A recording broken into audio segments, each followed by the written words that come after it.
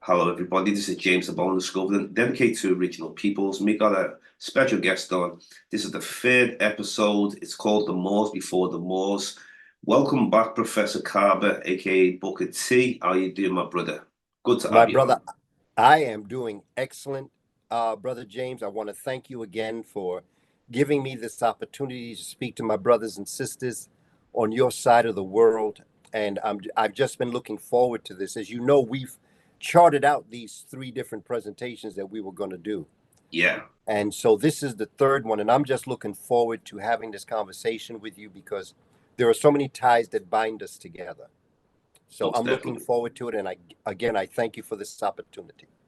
Great anyway, great topic to have as well, because most people think of the Moors at this time of 711 AD going into Spain, and under a Muslim conquest, and then obviously some people might look a bit further during the time of North Africans, when the Romans considered black people as Moors, but they didn't use the word Moors, like Moorish or something like that, how the Romans spoke. But we even go further back when we're talking about the Moors anyway. So I'm interested to know where we're going to begin when we're speaking on the Moors.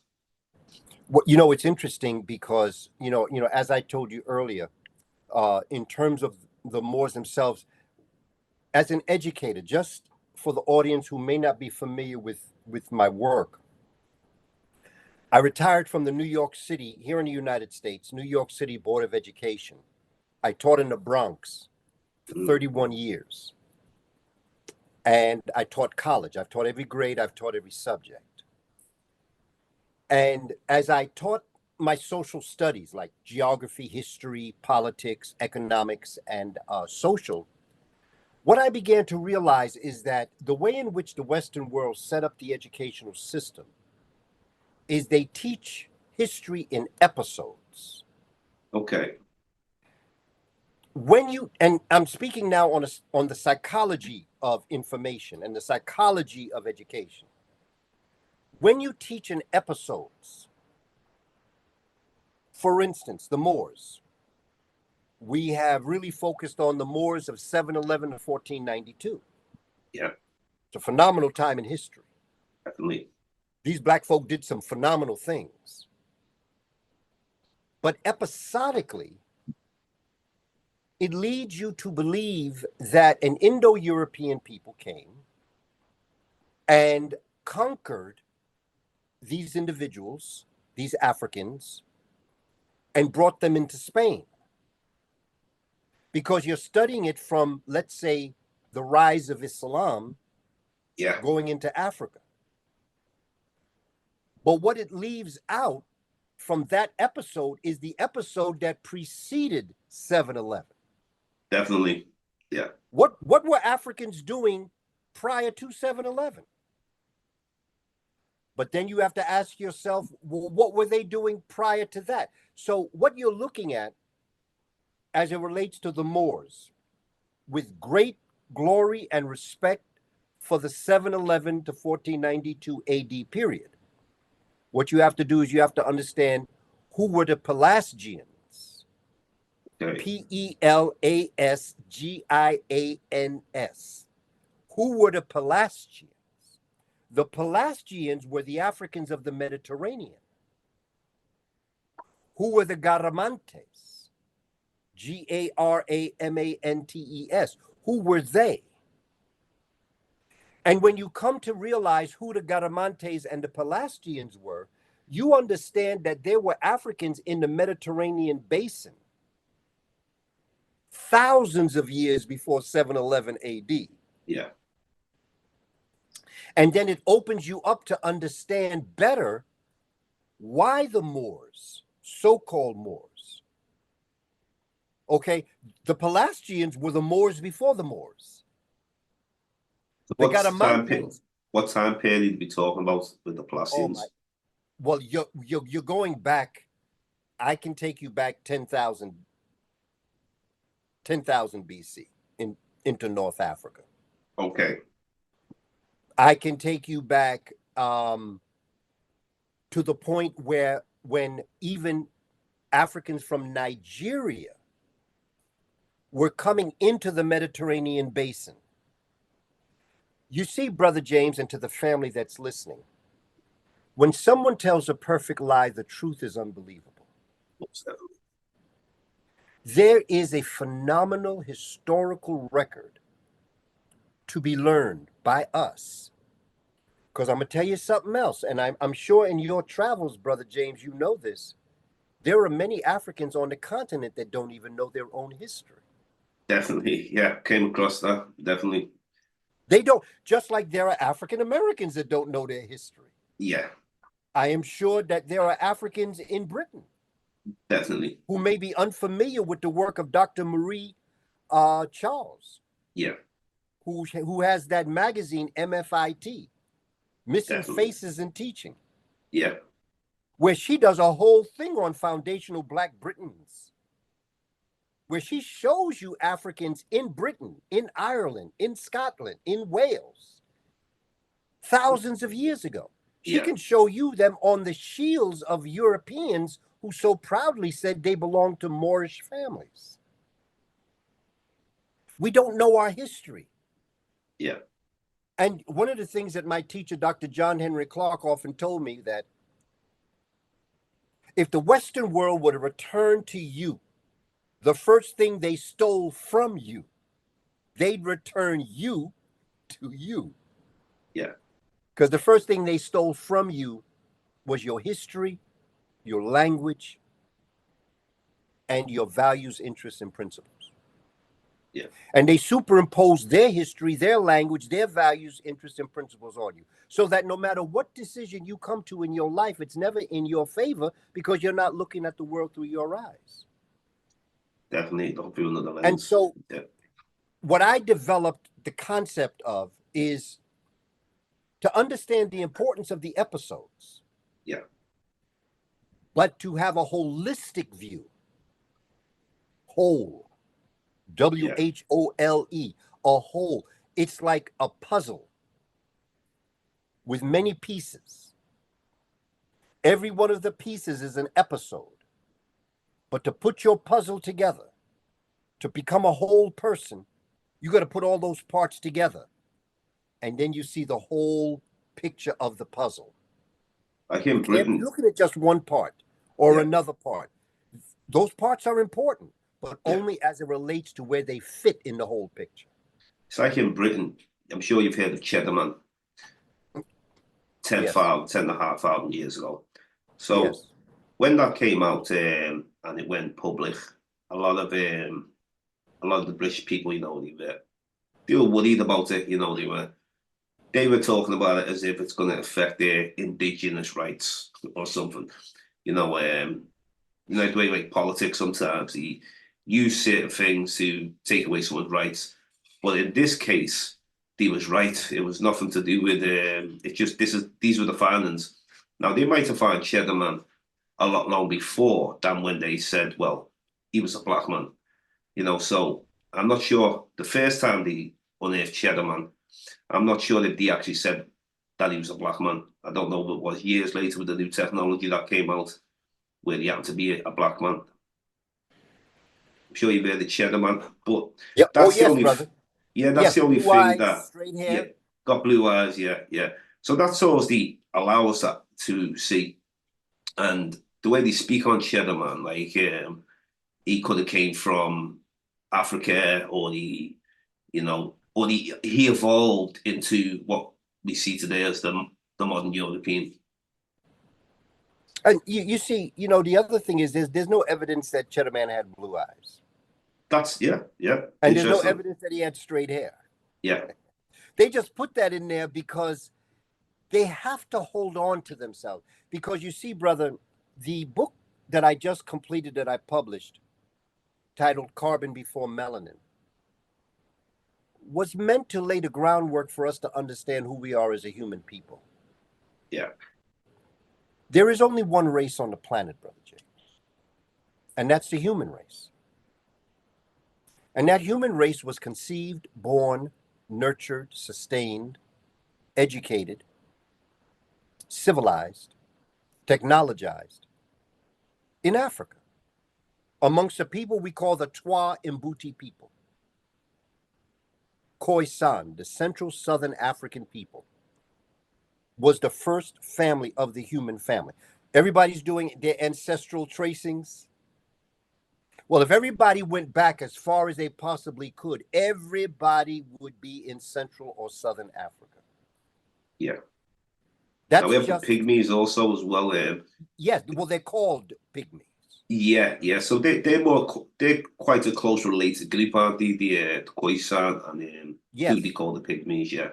Yes. Yeah. Well, they're basically the same people. We find them in the belt that's Central Southern Africa, around the great mountains of the moons, where they came up out of the system of development of the animal kingdom, where human beings belong to the animal kingdom, Brother James. Yeah.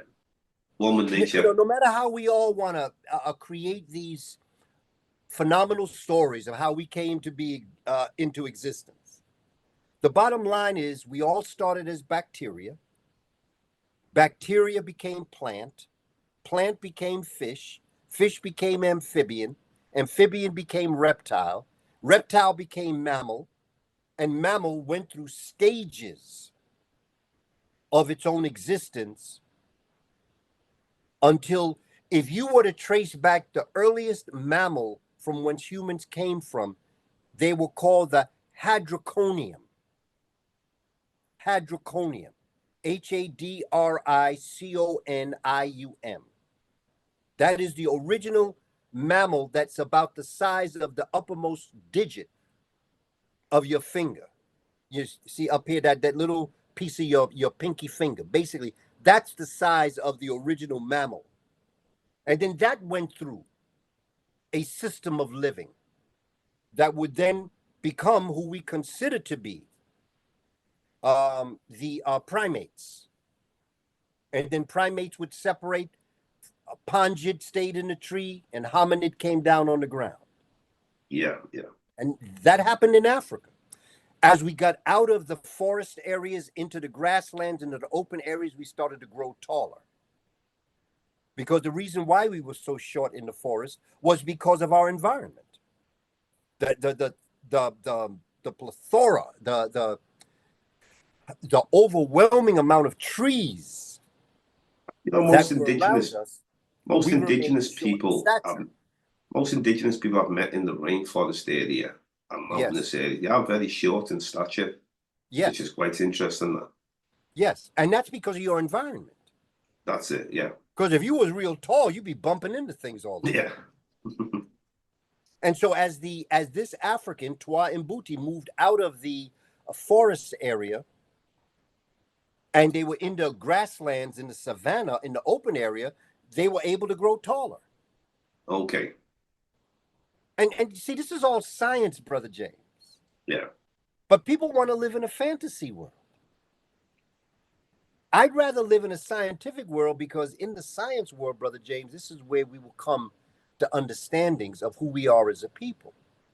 So carbon before melanin was meant to, you see, because the Western civilization suffers, the European American, Europeans around the world, they suffer from what Dr. Francis Cress Welsing taught us, genetic annihilation.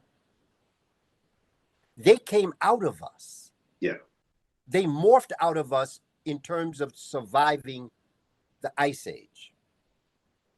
They were not always here. Yeah. Now, when we speak on the Ice Age, this is very interesting now.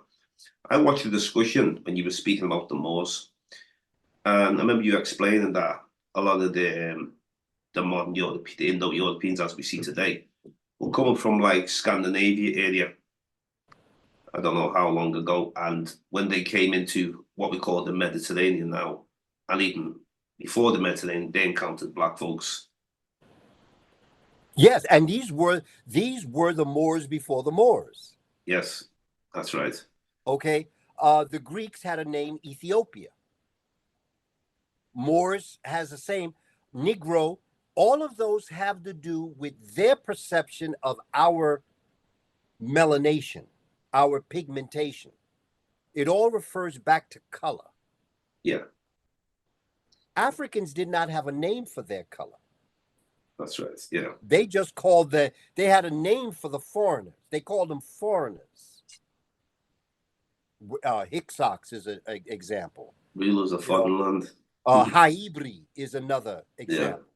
There are names we gave them, but we did not associate them with color, so to speak. That's right. Yeah.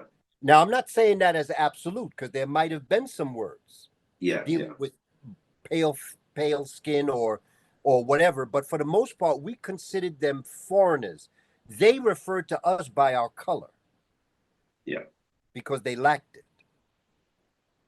And out of that, they've created this fear, xenophobia of people with melanin. And so as we're dealing with these topics, you're dealing with these, the Ice Age that we're talking about, the Worm Ice Age, is basically we're looking at maybe 40,000 BC, give or take. And Africans have already found their way into this part of the world by then. They get locked into this area called the Zone of Confluence by Dr. Diboe. It's where the Ice Age really hits hard. It goes to the mountains, all the mountains of Europe, Pyrenees, you got the Himalayas, and they create like a prison, literally a prison, because the mountains become ice mountains where you can't climb up and down. So you're locked inside. So literally the cap of the earth becomes a prison for these Africans that have migrated into this part of the world. Jump a couple thousand years, the Ice Age melts about maybe 12,000 BC. Africans begin to thaw out and begin to think. They've already morphed into what's called the Cro-Magnon, which is the Indo-European, and they begin to travel south.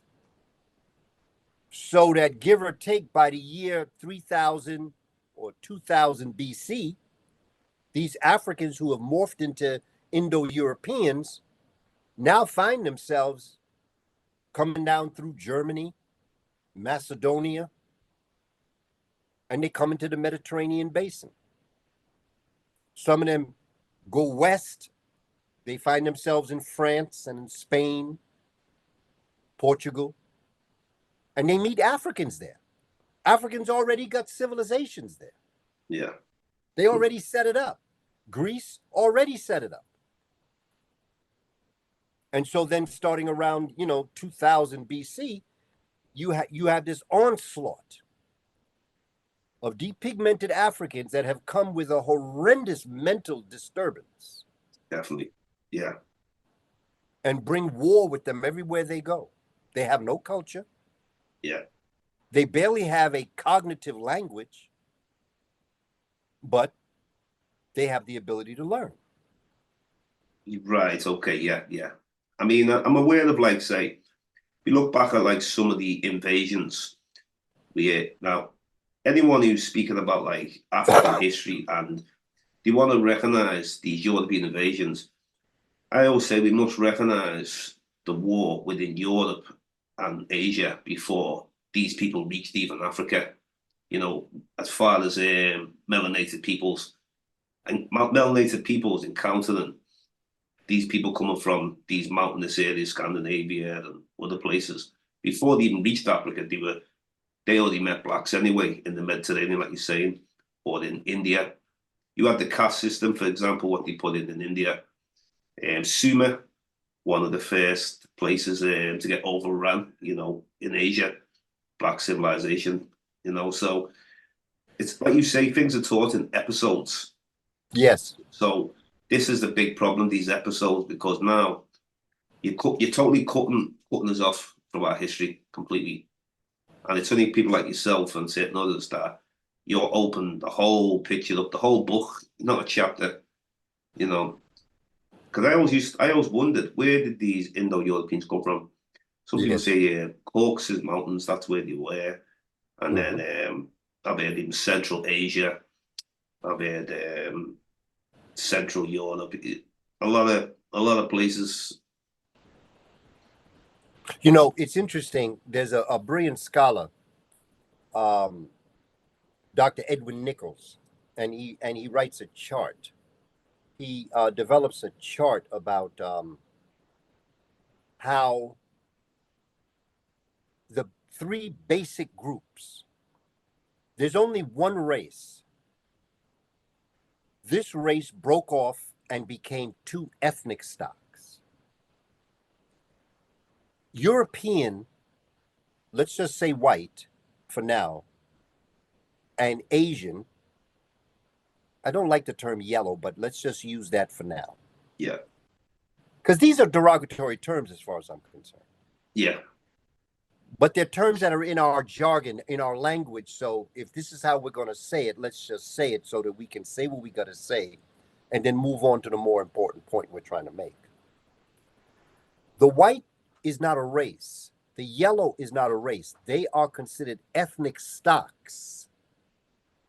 They made themselves into races to make themselves important. There is no yellow race. The Asian is a combination of the what's called the Proto-Dravidian or the Proto-African, the Grimaldi and the Cro-Magnon. When they mated, they gave birth to the Asian. That's why they're called Caucasians. Yeah. So that there's only one race, and that would be the human race. If you want to put them geographically somewhere, it's in Africa. Yeah. And it is the home, it is the holy land for the human family, period. And so when you're looking at how this happened, you've got them Indo-Europeans that came down into India. I mean, they had 1,000-year war against the black people there. Yeah. They went Unbelievable. to war with black people. As you mentioned, Sumer, Yeah. Elam. All of these were African civilizations. And you see, brother, here's the other thing, Brother James. For anyone that would like more information on this, I say, don't believe me. Don't believe a word I say. My job is not to make you believe me. My job is to make you think. Get a book titled The Making of the White Man by Paul Laurence Guthrie, Guthrie. In his book, he is attempting to show the validity of what the Honorable Elijah Muhammad was teaching. You have groups of Europeans that they themselves are called the Devs, D-E-V. Wow. The origin of the word devil. That is their word for themselves. That's what they call themselves. Okay. And what Paul Laurence Guthrie has done is he has meticulously researched, and he will quote to you people who are writing in the ancient books. I mean, this brother really did years of research on this, because he said that he was interested in finding out exactly who these people were. Yeah. And so he wrote this book, The Making of the White Man. So if anyone out there would be interested in doing further research, I encourage you to do that further research. Yeah. And you can start with that book. And in that book, he's got numbers of books that quote the same thing. Interesting. It's like you The got Making of the White Man by Paul Laurence Guthrie. I'm definitely gonna look out for that one. Definitely. I mean, I've got the Iceman Inheritance. Oh, yeah. You know, there's some interesting topics on that, and what I like about it, people can't say we're being Afrocentric because it's actually a European who's actually written the book. Michael Bradley, Yes. the name, yeah. Yes. Yeah. So. And he also wrote a book, The People of the Caucasus. Wow. Yeah. That was the second book that he wrote, where he literally traces who are these people in the Caucasus Mountains. Yeah. So it's here for us to understand. And again, Brother James, it goes back to something I often say: when someone tells a perfect lie, the truth is unbelievable. Yeah, definitely.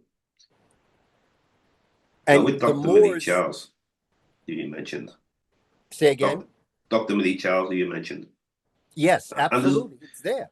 now there's other people who have researched speaking on the Black Presence in Europe. Um, I mean, I've had to like look at certain skeletal remains that have been found in Ireland, Scotland, Britain, also recognizing some of the people who were in the Mediterranean. But when you read from a Eurocentric scholar, it's like it's almost what you said, like it's in episodes now. We get some of our people who learn under the European, and they might take on them same habits of producing it in episodes. Like they just miss a lot of things out. But then if we go straight to Diop, Chancellor Williams, Dr. Renaud Rashidi, people like yourself, we get like the broader picture, and there's not like there's episode missing out. You know, it's a whole show. That's what I like. Absolutely. You know, it's like tracing your family and you're leaving certain generations out. Yeah, that's what it is. You know, you jump from your grandparents to your great great grandparents. Well, but who were your great grandparents? Totally. Yeah, that's right. You can't skip generations Yeah, because when you do that, you miss out vital information about certain concepts of the information that you're dealing with. And the other thing, Brother James, that I attempt to do because I realize that this work can be overwhelming sometimes. I instill in our people, don't believe me. Just think about what I'm saying. yeah, Because sometimes you get confrontational with people that's right. Yeah, where you want them to believe you. yeah, And so therefore you become emotional in your presentation. And so I've had people say, I don't believe that. And I say, well, that's good. I don't want you to believe that. you But say it to check this yourself. book out. Like Yeah, when I said, check out the book, The Making of the White Man. Check out the book, as you're mentioning, Michael Bradley, yeah, Iceman's Inheritance. Check out definitely. his book, People of the Caucasus. Okay? Don't believe me. Check it out for yourself. Because in the long run, when you've been overwhelmed with untruths, you get something known as cognitive dissonance. Yeah, When you're made to face something that you can become comfortable being a slave. definitely. I see a lot of that. I You see can a lot become of very that. comfortable Yeah, because at least you got something to believe in. Even if it ain't in your best interest, at least you can believe in it. You comfortable there. yeah, But when someone come along and tell you something that is in your best interest, it make you uncomfortable because now you got to think. totally, And totally. when you think, responsibility is two words, not one. Yeah, Responsibility is the response to your ability. yeah. So what's interesting is I'm really interested in these migrations now on coming from the Scandinavia, coming out the Ice Age, basically. Now, what happened to the black folks who were in Europe and Asia, for example, like how we've come such a minority? I mean, was the killed off, or was it the fact that they interbred them out in places like, as they're coming into further into Europe, for example? What happened to these people? Well, they were still there. Okay, They're still there. Even when you think of, and they were mistreated. They were yeah, intermarried. They intermarried.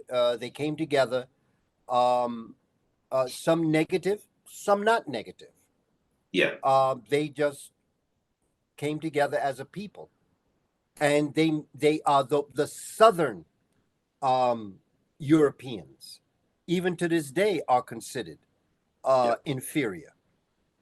Like when you go to the island of Sicily, the Italians are very dark complexion, When Yeah. you go to Greece, very dark complexion, some with kinky hair. Yeah. And so, you know, they joined back, they came over in waves, and they basically went to war. That's what they did. They went to war for the most part. Yeah, I mean, there must have been large numbers of these people coming out the Ice Age, you know, Europeans, to basically have Europe what it looks like now. Don't get me wrong, we know that I'm not talking about like African recent migrations. I mean, I'm aware of obviously the times of the Moors, but we're dealing way before the Moors. This is the Moors before the Moors. So, would you say that like these people, these Indo-Europeans, their plan was to basically interbreed with the original peoples, melanated peoples? But sometimes when you over interbreed, where you get people lighter and lighter and lighter, and then is that sort of what happened in Europe, or was it a case of a lot of people had to flee because these people were very barbaric? That could have been part of it, but remember also many of them had already lightened their pigmentation because of the weather. Okay. Yeah. Because even as you travel in Africa, when you go to South Africa, when you look at the Khoisan people, like Nelson Mandela, Yeah. okay, you know, when you look at Robert Mugabe and you look at Nelson Mandela, phenotypically, physically, they're both Africans, but there are variations in their pigmentation, Yeah. in their hair texture, you know, because again, in my book, Carbon Before Melanin, I have a section on what happens to the hair in hot climates. And you see, I'm trying to get us to understand the science behind who we are as a people. What makes your hair kinky or nappy? It's the weather. Yeah. Okay. Right now, when I spoke to you earlier, when we were first coming on, you were telling me how it's getting warm there. Okay. Now, what's going to happen is that even European hair is going to change in the summertime. They don't call it kinky. Yeah. They call it frizzy. But it's still kinky. Yeah. Your hair kinks in the heat. In the wintertime, when it's cold, your hair texture changes. And so what happened in Europe is that by matter of degree, moving away from the heat of the sun, this is true even for people in Africa. This is true for people in Brazil along the equator. According to your relationship with the sun is going to determine your complexion, or what I call pigmentation, your hair texture, your width nose. There are 3 scientific laws: Glosier's law, Allen's law, and Bergman's law. Glosier's law deals with pigmentation, and they all deal with the heat. Glosier's law deals with pigmentation, and the other 2 laws deal with your body, your body mass, and your limb length. Has a lot to do with the climate that you're in. These are scientific laws. We're not talking superiority or inferiority. Yeah. We're talking about a dominant gene and a recessive gene. That's science conversation. Yeah. Emotional is when you start talking about superior. Emotional is when you start talking about kinky hair is bad hair. Yeah. Definitely. And straight hair is good hair. Okay, that's emotional. That's not science. Yeah. Because there's straight hair that's not good. And there's kinky hair that's absolutely beautiful. And so what happened in science was in Europe, there were Europeans that were in the southern part of Europe, on the other side of the mountains that froze, that even they were not the melanated kinky hair of Africa. So we're talking about North Africa, for example. Now, did this discussion also about some of the Berbers who are very near enough white looking? Now, I'm aware that a lot of people are crossing over from the Mediterranean and interbreeding, and some with invasions to get a lot of the Berbers, because a lot of dark skinned Berbers. That's the funny thing, you see. So, I mean, I had Robin Walker on my show not long ago, and we're speaking about the Berbers, and he doesn't he doesn't believe that the Berbers were a pale people. You know, he Who is says this this? Robin Walker. Okay. Yeah, so we were speaking about people crossing over, like the sea peoples, like Indo-European race, you know, coming in and either displacing or into heavily interbreeding. And because when we see some of these Berbers we see today, images of them.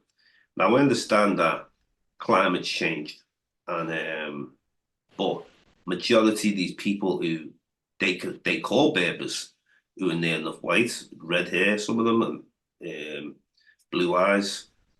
Would you see them as people just who came part of the migration that came out the Ice Age also? For me, yes, absolutely. Yeah, You know, for me, the key is the original human family was melanated, yeah, the African family, that's right. period. And whenever you see interruptions as it relates to that physical or genealogical look, then that is a recessiveness of Yeah, the dominant. yeah, And so you have people that migrated in, true. You have Africans that were albinoid. albino. Yeah, yeah. Okay, So yeah, that's I true. understand the albino part. Yeah, Okay. See, because I'm trying to get all the nonsense yeah, out of the common sense yeah. because we're so caught up in the emotion of it. No matter what you call them, it makes me no difference what name you give people. That's They right. all belong to the human family, period. And according to your relationship with the sun, it determined your physical appearance, Definitely. period.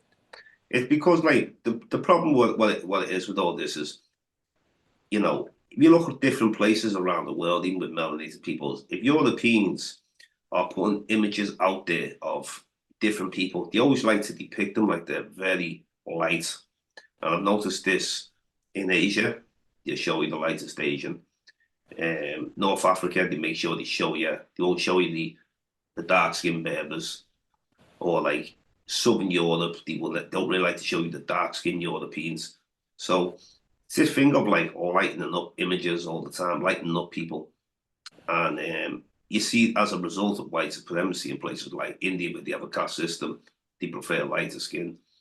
Chinese, Japanese, they prefer the lighter skin, hate the sun, you know. So, but then you can go back and see a lot of the black people with dark skin in China and India, you know. So, especially obviously, we know about India, there's still there, dark skinned people, but that area south of China, very dark skinned people. I mean, you can look on pictures from 100 years ago and you see many dark skinned Chinese people. Now, Renoka Rashidi spoke on this. He said that it's either during the Qin dynasty, which is about the late 1800s, and he was explaining that either through this dynasty that run to up to Chairman Mao, or it could have been Chairman Mao wiping out majority of the dark-skinned Chinese, like an ethnic cleansing. So I wonder if you've heard anything about what happened to the dark-skinned people of China. They're still there. They're still there. People like what you say, but people don't focus on them. Same Yeah, thing when you deal with all around the world, brother. All around the world. Here in the United States of America, many times people focus on the less pigmented. You go to the Caribbean, you go to yeah, Mexico, you go to yeah. Central South America. There is a war on the original people. Most definitely. Yeah, They don't yeah, want you to know the truth yeah, because they understand when you know the truth, you'll understand who is the majority and who is the minority and who really had the power, who created the civilizations of the ancient world. yeah. And that's just simple. It's their problem. I tell them all the time, this ain't my problem. This is your problem. Yeah. Even amongst Native American people. here in the United States. Yeah, I see the same thing, definitely. It's the same thing there. Yeah. The original people of America were black. They were the Twa people. Yeah. We talk about Hawaii, the Lapita people, Yeah. Micronesia, Melanesia, Polynesia. Nesia, Yeah. what you know what Nesia means? Nesia comes from the concept. Yeah. Okay. You go to Australia, you go to New Zealand, you go to Papua New Guinea. Yeah. These are all black people. Exactly. Period. Yeah. And you see, I'm at the point now where I don't want to talk about it no more. They're black, period. Yeah. As you know, we're going to tour Kamene from June 16th to June 26th. Oh, yeah. My conversation with people is not were the people that built these pyramids black. They were black, period. End of conversation. Point. Yeah. Period. End of sentence. The people that built the pyramids in Luxor, Karnak, black, period. No more conversation. I'm not saying that later Greek and Romans didn't add, but they didn't build it. Yeah. They added to it. Not much, but they added to it.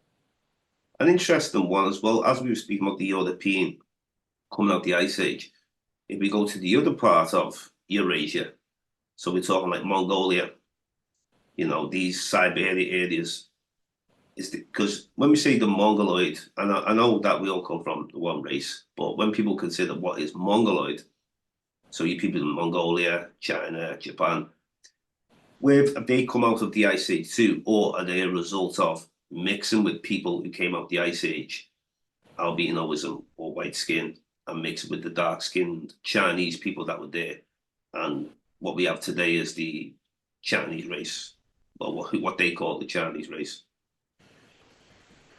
And that is it.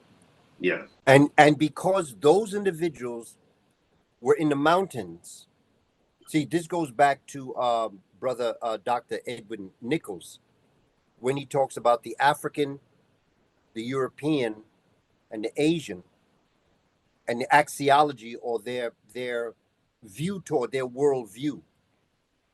The African's worldview is person to person. Okay. The relationship between people to people, a person to a person. The Asian is the person to the group. Because Dr. Nichols says that in that Ice Age, the person learned to depend on the group for its sustenance and its survival. It depended on that. Okay. And so therefore, when you look at the Chinese population, they work very good in groups. Yeah. They're group oriented. They themselves have no individual personality. There's a Japanese proverb that says it's the nail that sticks out that gets hammered in. Okay. In other words, you don't have an individual personality. Your personality is defined by your relationship with your group. Okay. The European worldview is person to material wealth. Yeah. Like, what do you have? So your individual, and when I look at people today and I think about Dr. Edwin Nichols' chart, it is so accurate in terms of when I've had different types of associations with people. When I've been around, and I'm not speaking in absolute, so everybody's not the same. So I'm not trying to get this to make it seem like everybody's the same. I'm just saying, as a group, I've noticed Europeans are going to judge their relationship with you as to what you got. Yeah. What do you have? And that's who you are. Okay. To black folk, it's who you be. Who are you? That's how we create our relationships. It don't make a difference what you got. Now, again, I'm not speaking in absolutes because there's some that go by that. But for the most part, most brothers and sisters get along by who you are. What's your attitude? what type of person are you? To people of European descent, they don't care what type of person you are. They just care what you got. Yeah. And you know, what can you do for me? Yeah. And that's how they build that relationship. Okay. You are an object. To the Asian, it don't make a difference who you are. Who are you to your group? Who are you in relationship to how you get along with your group? So that when you look at the Africans that migrated into the East, who we today call Mongolia, and we call they operate in groups. And this is why what they call, it's not, but it's what they call communism works for them. Because they work in communalism. Now, of course, the people on the top are capitalists, but that's a whole nother story. But when you're dealing with black folk also had a form of communalism, but it was democratic because of the people. The people made the group.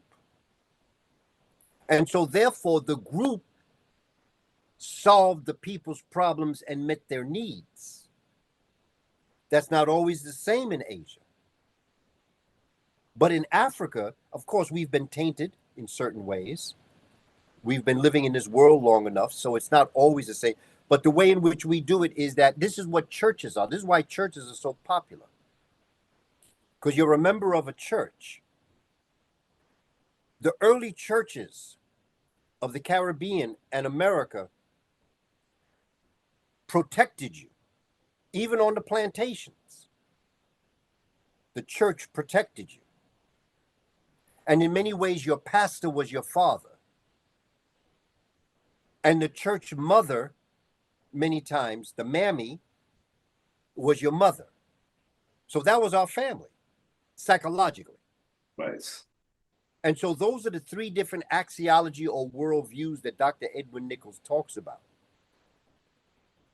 And this is what makes, in the world we're living in today, Asia has an advantage because they operate as a group. All for one, one for all. That's where that concept comes from. You mess with one, you mess with them all. Definitely. Unity. And that's what we need. Yeah. They didn't create that. Yeah. Their view towards it is different. The individual is not important. It's the group that's important. In Africa, it's the individual that's important, but the individual makes the group. And so therefore the group protects the individual. Okay. Make sure you eat. If you have a problem, they'll help you out. That's what the church does. That's why it's so popular. So when we have a leader, what gangs do. Yeah. So when we have a leader, for example, see, like we had Malcolm X, for example. You know, he was a great black leader as far as reaching the people, any means necessary.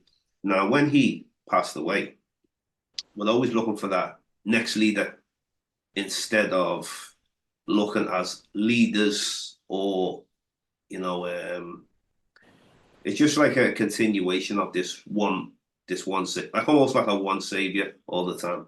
That's it. Yeah. Where rather than recognizing people as a group, an organization that is all, you know, just as gifted as each other, or, you know, maybe you can't be as gifted as each other, but all the same goals you're trying to achieve. Yes. And each individual has his or her own gift. Yeah. That they bring to the group. That's right. Yeah. So, you know, somebody may be a great mathematician. There's somebody else that may not be a good mathematician, but is a phenomenal physical person. Yeah. That is very good at sports. There may be another person not good at sports or good in math, but is an excellent reader. Yeah. You see, and that's one of the things I tried to do in education was to create study groups to bring children together. Yeah. So they could help each other. That's right. Yeah. Every individual in that group was important, but every individual in that group is part of the group. It goes back to episodic and holistic history, Brother James. Okay, you have a group of 5 people. They all bring gifts to that group.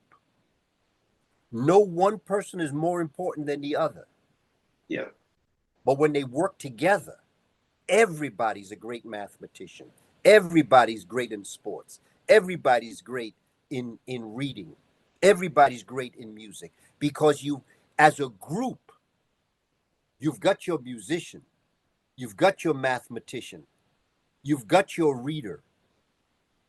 As a group, you're powerful. Yeah. And that's why I used to try to form study groups with my children in school. And a lot of times the child that was acting out all the time, many times they had a gift even they didn't know. Yeah. They might have been a great, a writer of poetry. I would have them write poetry in their group. And that took their mind off of messing up. Yeah.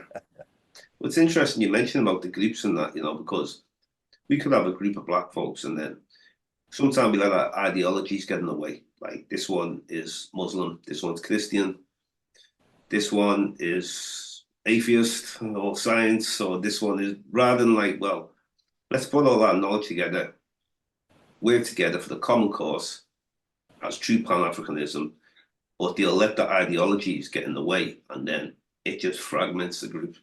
I think that's a big problem, but religion has played a massive part. And if it wasn't religion, maybe it would be something else, but religion's been a real death blow for us. I mean, you can take the good out of it, but it's seeing people they just want to focus on, I'm different to you because I'm a Muslim. And anyone else who's a Muslim of a different ethnicity, they my brother. And so that leaves out, well, because you're not a Muslim, you're not my brother. Or the same with the Christian, he could have the same view. Now, I'm not saying all black Muslims or all black Christians, but there's a large percentage that I feel that they almost play into the divide of us. It's interesting because that was why I wrote the book Spirituality Before Religions. Yeah. Because I wanted to emphasize to our people, long before you were Christian, long before you were Muslim, long before you were agnostic or Zoroastrian or Rosicrucian or Confucius. Yeah. You were spiritual. Exactly. And it was your spirituality that you gave organization to that became a religion. Yeah. But when you stop and think about it, there is only one spiritual force. Definitely. Just like there's only one human race.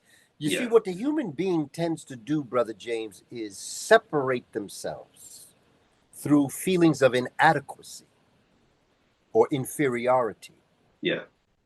And so they join something in order to become superior to other people around them, as opposed to understanding that your religion was meant to celebrate your spirituality. Yeah. So if you're Christian, you celebrate it a certain way.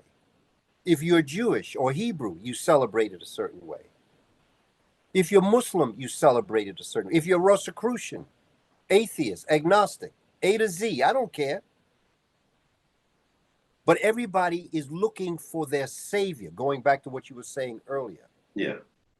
Okay, so when Martin Luther King died, everybody wondered, okay, now what are we going to do now? Yeah. Now that the king is dead.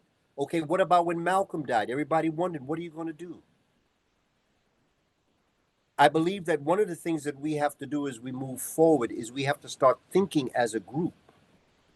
That's right. And okay, you may the person that you look up to, the elder sometimes, may die, but you can go on. Nothing stops. Yeah. Another elder will come in and will continue to guide, be it a male or female. They'll continue to guide the group. This is what the Twa and Mbuti did. Yeah. They didn't have a king or a queen. They operated as a group. So when they went out to hunt and gather, what they hunted and gathered was for the group. The one characteristic that brought the human family into higher levels of existence was the concept of sharing. Yeah. You know, when I go out and hunt and gather, you go out and hunt and gather. Whatever I hunt and gather, that's mine. I'm gonna eat that. Okay? Whatever you went out to get, you ate that. Yeah. But the day that what I hunted and gathered and what you hunted and gathered, we sat there, we looked at each other, and I said, wow, I have things you don't have. And you have things that I don't have. Let me give you a little bit of what I got, and you give me a little bit of what you got. That's it.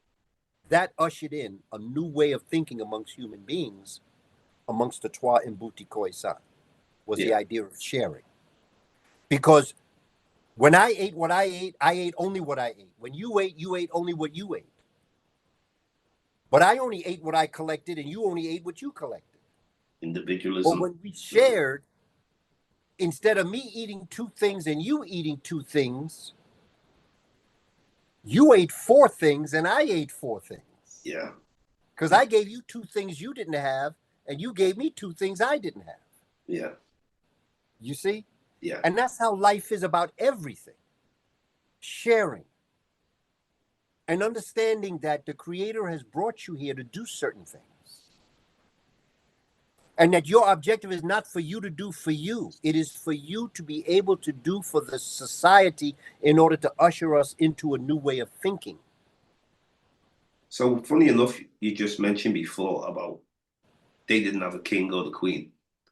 So with other African empires that had kings and queens, we'll call it monarchy, whatever. Do you think that like was something that like, do you think that, because some people are not for royalty, you know, some people just believe we all equal on the same level.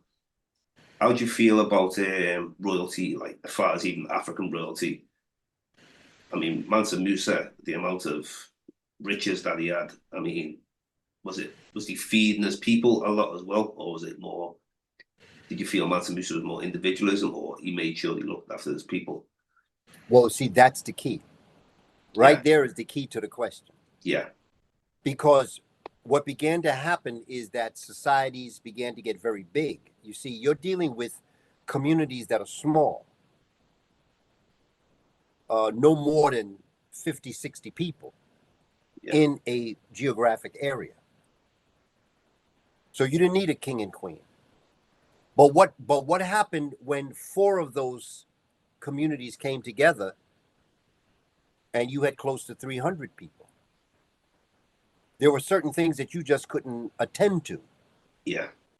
Because you were either farmer, fisherman, fisherwoman, you hunted or you gathered. Okay? You didn't have time to be a leader, so to speak. You didn't have time to organize the society. So there were people that took that on as their responsibility to make sure, okay, you go out and hunt and gather, you go out and fish, you go out and farm, and I'll be here and I'll organize the society. Nice. That's where the kings and the queens came from. Okay. And as more settlements came together, as more people came together, and then you got into the thousands and the 2000s, then all of a sudden, everybody, you didn't have time to do a lot of things. You didn't, sometimes you did the hunting, the gathering, the farming, and the fishing. But when the society got so big, you didn't have time to do all that. So you only hunted in this area. You only fished in this area. Yeah. As the society grew and people came together to share their wealth as a group. That's right, yeah. And so that's when you had to have people that would organize, and that is where the centralized government came from. Particularly, you can see it in Central Africa. Yeah. Dr. Fukia Kimbandweli wrote a great book on the centralized government of Congo. And if you study that book, you'll get a sense of how centralized governments came into existence. Okay. Because you needed Department of Transportation. Pretty soon it got so big, you needed a Department of Transportation, a Department of Communication. Okay. Homeland Security. You needed people to protect your land. Okay. And then that's when you started growing and having your armies. You started having people that were involved in maybe transportation, whatever it might have been, a horse, a cow, whatever. You might have had communication, the drummers, maybe people who would run from one community to another to bring messages. Okay, that is the centralized government that then governs a large area of what would be land with thousands of people. But the original societies were kingless and queenless. Yeah. Because during your day, you had a chance to do just about everything. Right. And then you had the council Yeah. of elders that had lived long enough that you went to for their guidance and their information. Okay. Interesting. Very interesting. How society has molded itself through populations, and it is very interesting. Now, if we now before then, obviously we finish off, if we dealing with the times of the Moors, going back to the Moors, and say like the time during the Greeks, for example, and before the Greeks even came into Kemet, or even like any part of North Africa, what was the connection with what we could call them, the Africans, or we could say the indigenous people, the melanated people of Greece, Rome, these areas, or before Rome was called Rome, the Etruscans. Yes, absolutely. In the land of Etruria. Yeah. Etruria, which is the westernmost side of what we today call Italy, and the islands of Sardinia and Corsica. That was an African area. Remember to go back to the Pelasgians. Okay, Pelasgians, yeah. Pelasgians. Okay. Pelasgians. This is the term referred to the original black people of the Mediterranean. You go back and remember the Garamantes. The Garamantes are the ancient people from whence the Pelasgians came into existence. But don't forget that the Twa Mbuti people also traveled into West Africa, just as they were traveling into what we call Sudan or Nubia, Puanit. The Twa people moved east, they moved west, and they were already south, and they moved north. Because we can't get caught up thinking that it was just Egypt.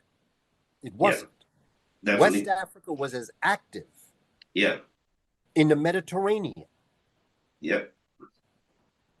Even when you look at the last and final dynasties of the Moors of 1492, many of them came from West Africa. Yeah. And so it's important. The Soninke Empire had a lot to do with the downfall of Africans in Spain. Yeah, really sad that, like, some people say, like, the Moors, now, there were probably different people in the Moors anyway, but some people looked at it as the Moors were like, they sold Africans out. Some people refer to that, but maybe it's a bit more deeper. Well, Brother James, think about when someone says in today's world, black people. Yeah. Who are you talking about? Exactly, yeah. You're talking about Nigerians, Ghanaians, Kenyans, Jamaicans, Puerto Ricans, Americans, British, Britain. That's black people in general. Yeah. There's many different people from many different geographic locations, but you got one name for all of them. Well, that's what the Moor is. The Moor is a name for black people. Yeah. Ethiopia is a name for black people. That's it. So that the Moors as a specific group don't exist. The reason why Moor is so powerful is because of the relationship that Africans had in Spain and Portugal. Yeah. That when the Spaniards traveled around the world and the Portuguese, remember, the world was cut in half. The East was given to Portugal and the West was given to Spain. And so they brought this term with them everywhere they went. And inside of the Spanish language, they were given a word by the Latin people, who were given a word by black people as to who they were. And the word was Inger. and Inger became Negro. And so that's where we get the word Negro from. Yeah. You have Ethiopian, Moor, Negro. Those are three terms. And those three terms mean black people, period. Wherever you are, you Nigerian, you Negro, Negro. You in Jamaica, you're Negro. You're in America, you're Negro. You're in Mexico, you're Negro. And so Moor doesn't exist in a sense. Right. Yeah. It's just a term given to black people. So my thing is, I'm trying to break out of Moor meaning that episodic black person. Right. Yeah. Totally. Totally. And that's why I'm looking at who were the Moors before they were the Moors. Yeah. Because there's many different episodes. Like, well, take out the episodes. Hannibal, black man, you can even go before Hannibal. And like you said, the connection of West Africans moving into that Mediterranean area. We don't really speak, no one really touches on this, especially Eurocentric scholars. So this is very important. And you'll find the DNA, Absolutely. Absolutely. The whole concept of the Olympics came from Africa. And the idea, and it came from military practice. Yeah. And out of military practice, they began to train their young people. And if you look at the Olympics, you'll notice that most of the early and even today competitive sports is military. The javelin is the spear, shot put, discus, wrestling, swimming, boxing, wrestling. It's all military. All there. And that came from Africa. Yeah. And Africa competed with other nations, African nations, in these sports. In Kamene, they had this thing where the pharaoh, the Neset Biti, had to go through different trials and tribulations to prove that he was physically, mentally, and spiritually fit. Now, interesting thing, I had Mr. Ron Walker on my show, maybe last month or so, and I asked him about the place of Kush. We speak about Kush. Now, I always thought Kush was Ethiopia or part of Sudan, and he said, no, the land of Kush was Sudan. The people of Ethiopia and surrounding places spoke Kushitic, but the people, he put them as the people of Sudan. So I was just wondering what information you have on that. Well, I look at, and I can understand why Robin Walker would refer to that as a geographic location. I look at Kush as a people. I look at Kush as Kushites being part of Kenya, parts of Ethiopia, Djibouti, Somalia, Eritrea, Sudan, and southern, what I call Kush Kemet or Kemet. I see the Kushite people as a large group of people that span many geographic locations, so that I don't necessarily see them as being specific to a particular geographic location, but that they envelop and they are part of a group that comes out of the Twa, Mbuti, Khoisan in the ancient world, that would occupy this part of the world, and that they would usher in civilizations that, again, coming up into what we today call Nubia, or not today, but yesterday, Nubia, or today we call it Sudan, would then usher in the people that would then travel further north and establish the dynastic kingdoms of what I call Kush Kemet, because to me, in order to be Kemetic, you have to be Kush, because that's who the Kemites were. Kemites were the Kush people that came from the south to the north. Yeah.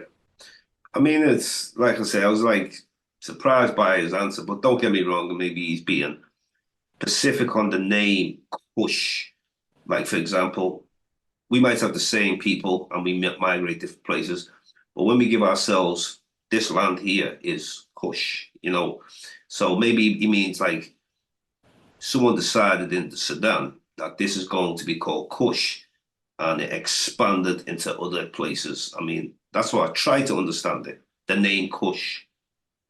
Well, and even Kush, you know, you have concepts that call kevs Yeah, or kesh. that's You right. know, Yeah, there's many different other terms for it. And again, I go back to the work of Professor William Leo Hansberry, who's my first book, who was really focused on Ethiopia, that's right. what we Some people, call yeah, Ethiopia. But yeah, even Ethiopia of his time is not the Ethiopia of today, because we cannot lose sight of the Berlin Conference of 1885, when Africa was carved up and doled out to European countries.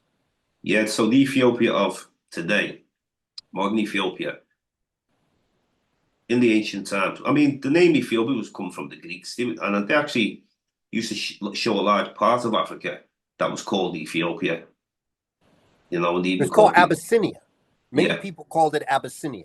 Abyssinia. Well, that's the name of Ethiopia, but like the name, how do I put it? But the name Ethiopia, like in ancient times, was not necessarily the same Ethiopia of what it is now. That's right. And Yeah, again, you got to go back to the carving up of Africa in 1885 to yeah, understand. yeah, But if you go back beyond that, like for instance, um, when you go down to southern Ethiopia and northern Kenya, there's a very important area known as the Omo. Omo, yeah, There's yeah, there's an Omo River there, and there's an Omo people there. When Europe carved up that part of the world and gave Kenya to Britain, there was a group of Omo people that were part of the two regions yeah. before it Okay, was cut in half. So yeah, there were Omo people in Ethiopia and there were Omo people in Kenya. yeah. That's right. But then when they Okay, carved it up, the people in Kenya, the Omo people in Kenya, English became a language that they started to speak. The Omo people of Ethiopia continued speaking the language that was indigenous to them. yeah. So you could have families related to each other, but they don't speak to each other because they speak in different languages. Sort of like the Khoisan and the San, Namibia and South Africa.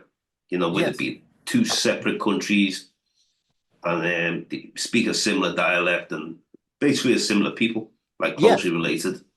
yes. But see, the difference with the Khoisan is their geographic location. Yeah, The San people remained within, let's say, the forest. They were derogatorily called the Bushmen. Okay, the San.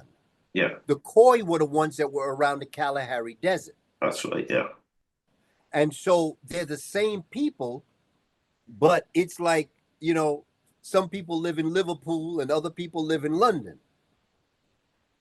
But your family is still family. You're that's still it. the same people. Same You people. just live in two different locations. Yeah, yeah. You Interesting. know, it's like here in the United States, like between 1921 and 1971, there was a great migration north of black people from the South because they thought they'd get better opportunities in the North. Same family. My father moved up in 1940, just before the war, but he left his family, Uncle Richard and Uncle Charles and everybody down south. Same people, but one live in New York and one live in Alabama. Yeah, Same people. So that this is why we have to step back for a minute and look at things holistically and not episodic. totally. Yeah, totally makes sense that what you're saying. It does. You know, where were we before we were in Kush? Where were we before we were in? You know, but As long as basically, you know who you are, that's all that I care about. yeah, yeah, yeah. People We don't say, want no, I'm a people. Moor. Yeah, No, I'm black. No, I'm African. Okay. No, I'm Negro. Listen, I don't care what you call yourself. My brothers and sisters in Liverpool are my family. yeah. When I'm talking to my family in Liverpool or in London or in France or wherever, I'm talking to my family. I don't That's care it. what you call yourself. I don't care what type of of characteristic that you take to want to be. I don't care your religion. I don't care your social order. I don't even care about your station in life. If you're black, wherever Africans are, Africa is, and wherever Africa is, I'm home. That's right. That's right. Yeah. So let's cut out all this nonsense conversation with each other. Let's stop dividing us, because in division, we will get conquered. Definitely. Well, I want to, thank you very much for this discussion, the Moors before the Moors. This is James Diboe, Discovered, dedicated to original peoples. And good luck with the book that you're bringing out anyway, and Yes, all your check out books. Carbon Before Melanin. This is my latest piece. I just published it. It'll let you know who you are, why you are, and the cosmic reality of who we face as a people. I've been doing some pretty good sales in UK, and I'd like to see it continue that way. We got information we want to share with the family. I respect you. I honor you, my brother James. Thank you for all that you do. Thank you for this opportunity. And to all those that have tuned in to watch this program, thank you for the opportunity. I respect your time. It's the most precious thing we got. Yeah, well, it's connection. Like I say, we family, doesn't matter if you're from US, I'm born here. We all go back to the motherland, and we all want people. And I want to give you the big thanks. And maybe in the future, I know you're a busy man working on your book, soon to come out, about the Moors. So maybe in the future we could do something. Yes, no doubt. I look forward to it, brother James. Give thanks anyway, Professor Kaba. All power to the people. Great discussion. All power. I really respect you. Thanks very much, brother. Thank you. Okay, now.